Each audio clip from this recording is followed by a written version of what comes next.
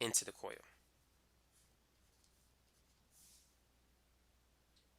If we move the magnet into the coil, there's going to be a current that's generated in the coil. Let's say the coil is connected to some meter. As we move the magnet into the coil, a current will be generated, and this current is going to move in the counterclockwise direction. The magnet produces a magnetic field, which goes into the page. X represents into the page, and a circle represents out of the page. Now what's going to happen, let's say if we have the same coil, but this time if we move the magnet away from the coil.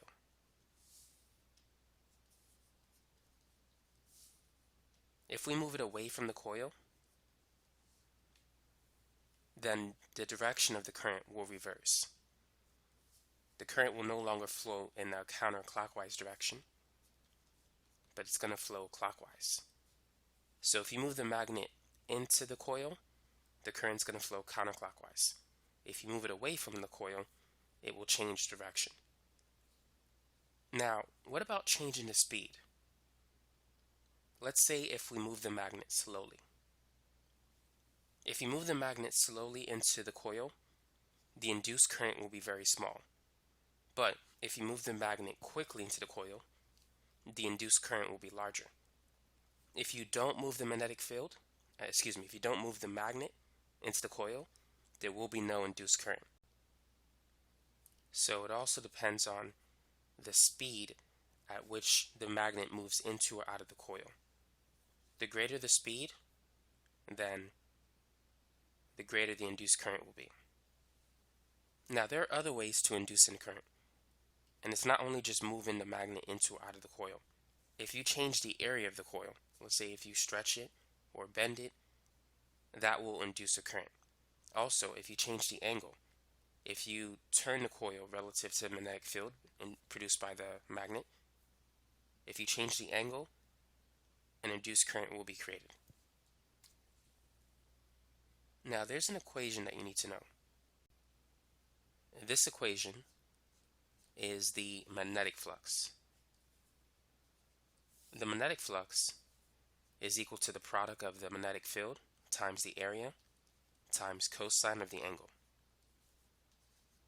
And the unit for magnetic flux is the Weber. W-E-B-E-R. 1 Weber is basically 1 Tesla times 1 square meter. The unit for magnetic field is Tesla, T, and the unit for area is square meters. So when you multiply these two, you get the unit of Webers. Now, we know that there's going to be an induced current anytime the magnetic field is changing, if the area of the coil is changing, or if the angle is changing as well. And so the induced EMF, or the induced current, is dependent on the rate of change of the flux, because it also depends on how fast you move the bar magnet into or out of the coil. If you move it slowly, the induced current will be small. If the bar magnet is moved quickly into the coil, the induced current will be larger. So the induced EMF, and therefore the induced current, is dependent on the rate of change of the magnetic flux, which we'll talk about soon. So let's say if we have a surface, and let's draw the normal line to this surface, which we'll call N. And let's say if the magnetic field is perpendicular to the normal line, which means it's parallel to the plane of the surface, or to the face of the coil. The angle theta is between the normal line and the magnetic field, so the angle is 90. Cosine 90 is equal to 0. So therefore the electric flux will be 0. So if the magnetic field doesn't pass through the face of the coil, if it's parallel to the face of the coil, there will be no electric flux. And if there's no electric flux, there's no induced EMF.